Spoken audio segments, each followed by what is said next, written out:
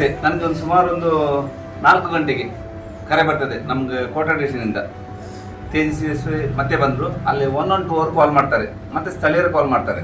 ಕಾಲ್ ಮಾಡಿದಾಗ ಒಂದು 35 ವರ್ಷದ ಒಂದು ಶಾಂತಿ, ಹೆಸರು ಶಾಂತಿ ಅಲ್ಲಮ್ಮ, ಆ ಶಾಂತಿ ಎಂಬವರನ್ನು ಆ ಕೋರಿಗೆ ಹತ್ರ ಕೋಟಾ ಸ್ಟೇಷನಿಂದ ಒಂದು 10 ಕಿಲೋಮೀಟರ್ ದೂರದಲ್ಲಿ ಯಾರೋ 2 ಜನ ಕಾರಲ್ಲಿ ತಂದು ಬಿಟ್ಟು ಹೋಗಿದ್ದಾರಂತೆ.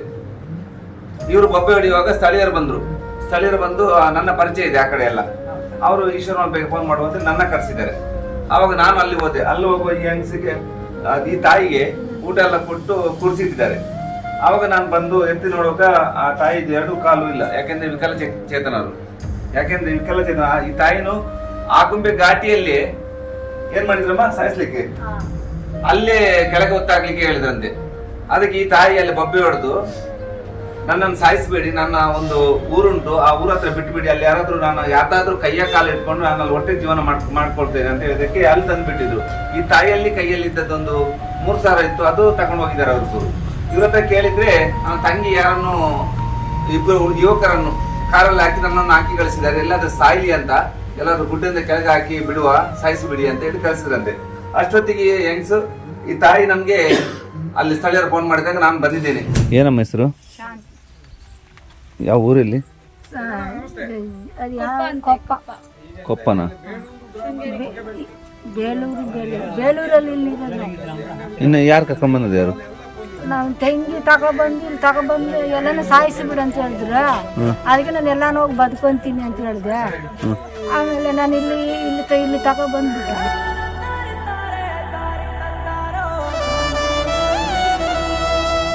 ಎಲ್ಲಿ ಬಿಟ್ಟದ? ನಿನ್ನ ಎಲ್ಲಿ ಬಿಟ್ಟದ? ಎಲ್ಲ ಇಲ್ಲಿ ತಗೊಬಂದು ಬಿಟ್ಟಿದ್ರು ರಸ್ತೆಯಲ್ಲಿ. ಲಕ್ಷ್ಮ ಇದ್ದಾನಲ್ಲ, ಅವನ್ ಕರ್ಕೊಬಂದು ಇಲ್ಲಿ ನಾನು ಅವ್ರ ಹತ್ರ ಫೋನ್ ಮಾಡಿ ಹೇಳ್ತೀನಿ ಅಂತ ಹೇಳಿದ್ರು. ಆಯ್ತು. ಕಾರಲ್ಲಿ ಕರ್ಕೊಂಡ್ ಬಂದದ?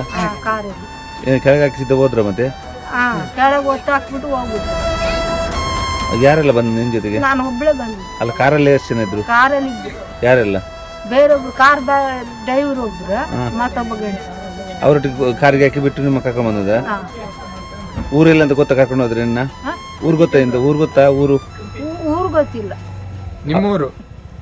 ನಮ್ಮೂರು ಚೌಕಿ. ಚೌಕ್ಯ? ಅಲ್ಲ, ಮನೆಯೆಲ್ಲ ಗೊತ್ತುಂಟಾ?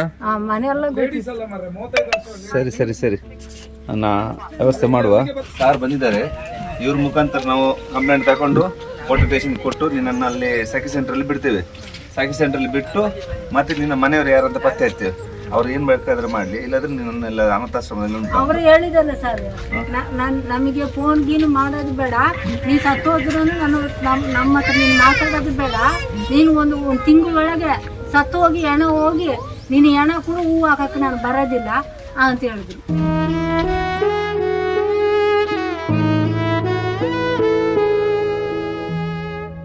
ಅಲ್ಲ, ನೀವು ಎಷ್ಟು ಜನ ಮಕ್ಕಳು ತಂದೆ ತಾಯಿಗೆ? ನಾವು 3 ಜನ, ತಂದೆಗೆ 3 ಜನ ಮಕ್ಕಳು. ದೊಡ್ಡವ್ರು ಯಾರು? ದೊಡ್ಡವ್ರು ನಾನೇ. ಎರಡನೇ ಚಿಕ್ಕವಳು ನಮ್ಮ ತಂಗಿ. ಹೆಸರೇನು ಅವಳದು? ಜ್ಯೋತಿ. ಮೂರನೇವಳು? ನಮ್ಮ ತಮ್ಮ ನಾಗರಾಜ. ನಿಮ್ಮ ಹೆಸರು ಶಾಂತಿ? ಅವ್ರನ್ನೆಲ್ಲ ಅವ್ರು ಎದಕ್ಕೆ ಇರ್ಲಿಲ್ಲ, ಅವನ್ನ ಎಲ್ಲ ತಗೊಂಡಾಗ ಸಾಯಿಸ್ಬಿಡ ಅಂತ ಹೇಳಿದೆ ನಾವು. ಹೌದಾ? ಈಗ ನೀವು ರಿಕ್ವೆಸ್ಟ್ ಮಾಡ್ಲಿಕ್ಕೆ ಹೋಗಿ ಕಾರ್ನಲ್ಲಿ ತಂದವರು ಅಲ್ಲಿ ಸಾಯಿಸ್ಲಿಲ್ಲ ಆಗುಂಬೆ ಘಾಟಿಯಲ್ಲಿ? ನಾನು ಕೂಗದಿಕ್ಕೆ ಇಲ್ಲಿ ತಗೊಂಡ್ಬಂದು ಬಿಟ್ಟಿದ್ದೆ. ಸ್ನೇಹಿತರೆ ನೋಡಿ, ಶಾಂತಿ ಎಂಬವರನ್ನು ತನ್ನ ಮನೆಯವರೇ ಬಂದು ಸಾಯಿಸ್ಲಿಕ್ಕೆ ಎಲ್ಲೋ ತಗೊಂಡೋಗಿ ಬಿಡಿ ಅಂತ ಕಾರಲ್ಲಿ ತಂದು ಬಿಟ್ಟಿದ್ದಾರೆ.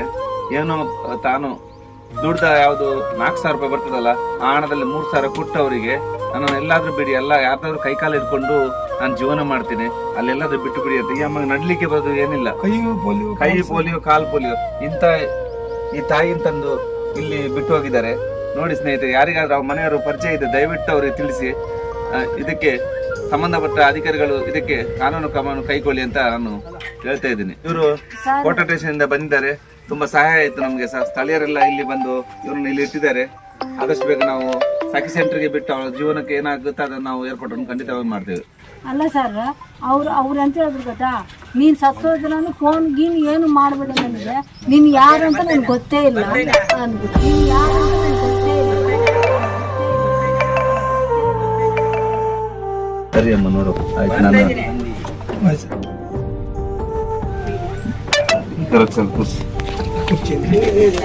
ತಗೊಂಡು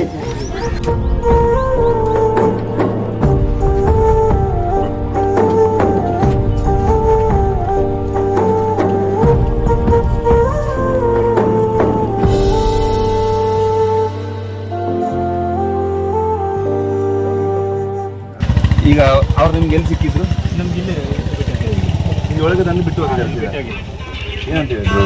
ಅವ್ರು ಏನಂತ ಇವ್ರು ಏನಂತ ಏನೂ ಗೊತ್ತಿಲ್ಲ, ತಂದು ಬಿಟ್ಟು ಹೋಗಿದ್ದಾರೆ. ನಮ್ಮ ತಮ್ಮನ ಅಂತ ನಂಗೆ ಕಾಲ್ ಮಾಡಿದ್ರು. ಕಾಲ್ ಮಾಡಿದ್ರೆ ಈ ಥರ ಯಾರು ತಂದು ಬಿಟ್ಟು ಹೋಗಿದ್ದಾರೆ ಅಂತ ಹೇಳಿದಾಗ ಈಗ ನಾನು ನಿಮ್ಗೆ ತಕ್ಷಣ ಕಾಲ್ ಮಾಡಿದ್ದೀನಿ. ಹಾಗೂ 112 ಜೋಸೆಫ್ ಅವ್ರು ಬಂದಿದ್ದಾರೆ. ಆದ್ರೆ ಅವ್ರು ಬಂದು ನಮಗೆ ಕಾಲ್ ಮಾಡಿದ್ದಾರೆ. ಮತ್ತು ಇವರು ಸಹ ಇದ್ರು. ಆದಷ್ಟು ಬೇಗ ಇವ್ರು ನಮ್ಗಂದ್ರೆ ಎಮರ್ಜೆನ್ಸಿ 112ಗೆ ಕಾಲ್ ಮಾಡಿದ್ರು. ಅದು ಒಳ್ಳೆ ರೀತಿ ಒಳ್ಳೇದೇ. ಏನೋ ತೊಂದರೆ ಇಂಥ ಕಾರ್ಯಕ್ಕೆ ಯಾರು ಹೆಣ್ಣಾಗಲಿ ಏನೋ ಗಲಾಟೆ ಆಗಲಿ ಯಾರಾದ್ರು ದರೋಡೆ ಮಾಡಿ 112ಗೆ ಕಾಲ್ ಮಾಡಿ. ಯಾಕೆಂದರೆ ತಕ್ಷಣ ಅವ್ರು ಸ್ಪಂದಿಸ್ತಾರೆ. ಆ ಸ್ಥಳಕ್ಕೆ ಕೂಡಲೇ ಬಂದಿದ್ದಾರೆ. ಯಾಕೆಂದರೆ ಇದೇ ಕಾರ್ಯ ಮೊನ್ನೆ ನಮ್ಮ ನೇಜರಲ್ಲಿ ಸಹ ಆಗಿದೆ. 3 ಜನ 4 ಜನ ಮರ್ಡರ್ ಆಗಿದೆ. ಅದಕ್ಕೆ ಅಂಥದ್ದು ಸ್ಥಳಕ್ಕೆ ಏನಾದ್ರು ತೊಂದರೆ ಇದೆಯಾ ಎಲ್ರಿಗೂ ಸಹ ಹೇಳೋದು ನಾನು ಇಷ್ಟೇ. ಏನು ತೊಂದರೆ ಆದ್ರೆ 112ಗೆ ಫೋನ್ ಮಾಡಿ. ಎಷ್ಟು ಬೇಗ ಬರ್ತಾ ಅಷ್ಟು ಬೇಗ ಪ್ರಥಮವಾಗಿ ನಮ್ಮ ಪೊಲೀಸ್ ಡಿಪಾರ್ಟ್ಮೆಂಟ್ ಅವರು ತುಂಬ ಸಹಕಾರ ಇದೆ. ದಯವಿಟ್ಟು ಎಲ್ಲರೂ ಸಹ ಇದನ್ನು ಆ್ಯಡ್ ಮಾಡ್ಕೊಳ್ಳಿ. ಏನು ತೊಂದರೆ ಇದ್ರೆ ಪಕ್ಕ ಬರ್ತಾ. ಅದರಿಂದ ನಾನು ಬಂದೆ ಇಲ್ಲಿಗೆ. ಮತ್ತು ಇವರು ಸಹ ಬಂದಿದ್ದಾರೆ. ಆ ಹೆಣ್ಮಕ್ಳನ್ನು ಈಗ ನಾವು ಸ್ಟೇಷನ್ ಏನು ಕಂಪ್ಲೇಂಟ್ ಬರೆಸಿ ನಾವು ಸಖಿ ಸೆಂಟ್ರಿಗೆ ಕರ್ಕೊಂಡು ಹೋಗಿ ಬಿಡ್ತೇವೆ. ನಮ್ಗೀಗ ಕೂಡಲೇ ಫೋನ್ ಮಾಡ್ಲಿಕ್ಕೆ ಹೋಗಿ ನಾವು ಲೇಡೀಸ್ ಅಂದಾಗ ನಾನು ತುಂಬ ಹೆಮ್ಮೆಯಿಂದ ಬಂದೆ. ಕೂಡಲೇ ನಮ್ಮ ಸಂತೋಷ್ ಡ್ರೈವರ್ ಅವರು ಭಾರಿ ಫಾಸ್ಟ್ ಬಂದರು, ಆದಷ್ಟು ಬೇಗ ಇದಾಗ್ಲಿ ಅಂತೇಳಿ.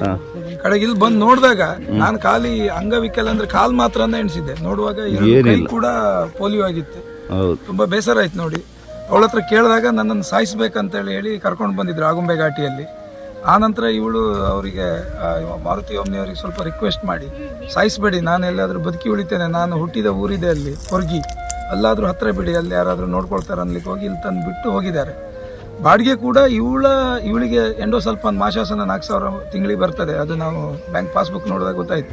ಅದರಲ್ಲಿದ್ದು 3,000 ರೂಪಾಯಿನ ಅವಳು ಅವರಿಗೆ ಕೊಟ್ಟು ಜೀವವನ್ನು ಬದುಕಿಸಿಕೊಂಡಿದ್ದಾಳೆ.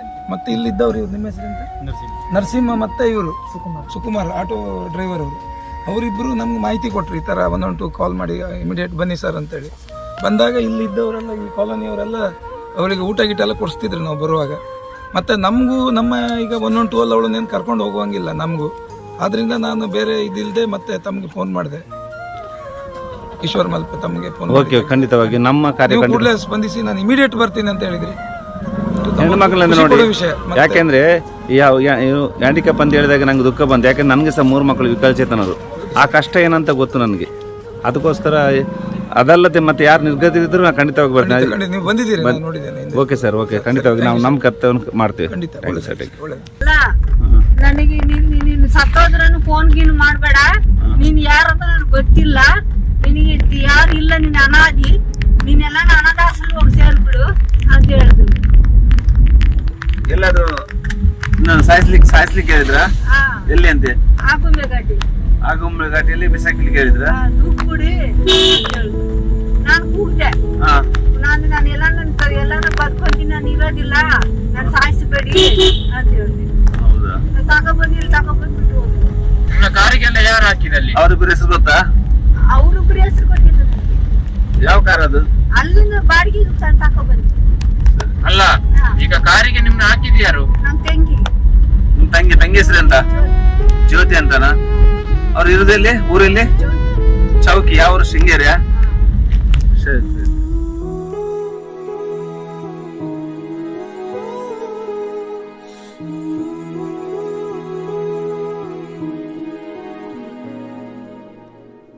ನಮ್ಮ ಸುರಕ್ಷಾ ಸೇವಾಶ್ರಮಕ್ಕೆ ಈಶ್ವರ್ ಮಲ್ಪೆ ಅವರು ಬಂದಿದ್ದಾರೆ. ಫಸ್ಟ್ ವಿಸಿಟ್ ಬಂದಿರೋ ತುಂಬ ಖುಷಿ ಆಯಿತು.